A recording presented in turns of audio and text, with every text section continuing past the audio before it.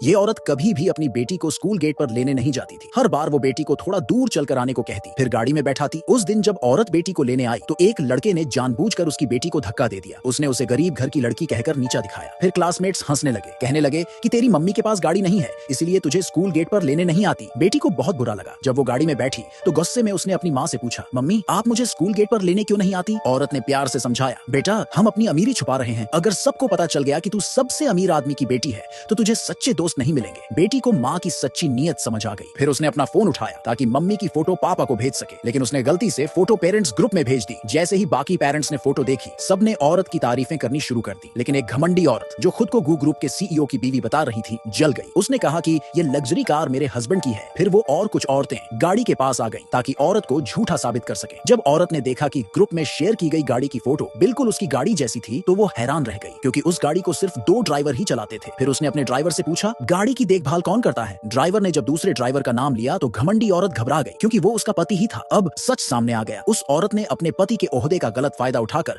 खुद को सीईओ की बीवी बताया था, और ये भी झूठ बोला कि गाड़ी उसके पति ने उसे गिफ्ट में दी है। फिर उसने गुस्से में कहा, तुरंत इस गाड़ी से बाहर निकलो। लेकिन जब बेटी ने कहा, मुझे डर लग रहा है, तो औरत ने ड्राइवर को घर ले चलने को कहा। घमंडी औरत ने फिर गुस्से में एक वॉइस मैसेज भेजा, अगर इस औरत ने मेरी गाड़ी गंदी कर दी तो ये जिंदगी भर भरपाई नहीं कर पाएगी। ये सुनकर औरत हैरान रह गई। उसे लगा कि उसके पति की कहीं और भी एक बीवी है। पर बेटी बोली, पापा का पूरा पैसा तो मम्मी संभालती है। अगर पापा दूसरी औरत रखना भी चाहें तो उनके पास पैसे ही नहीं होंगे। मगर घमंडी औरत फिर भी चुप नहीं हुई। उसने टीचर से कहा, इस औरत को ग्रुप से निकालो। टीचर ने भी हाँ में हाँ मिला दी और कहा कि बच्चों को गलत सीख मिल रही है। औरत ने समझाने की कोशिश की, लेकिन टीचर ने उसकी बात काट दी। फिर घमंडी औरत ने अपने बेटे की बर्थडे पार्टी का इनवाइट सब पेरेंट्स को भेजा, सिर्फ औरत और उसकी बेटी को छोड़कर। लेकिन जब औरत ने देखा कि पार्टी ग्रीनफील्ड विला में हो रही है तो उसे कुछ अजीब लगा। उसे याद आया कि उसके पति की एक विला भी उसी नाम से सबर्ब्स में थी। घर जाकर औरत ने पति से बात नहीं की। पति को कुछ समझ नहीं आया तो बेटी ने वही सवाल पूछे जो माँ ने उसे पहले ही याद करवा दिए थे। बेटी ने हिंट दिया, आज हमारी लिमिटेड एडिशन कार को किसी और औरत ने अपना बताया। अब सीईओ को सब समझ आ गया। उसने वही कसम खाई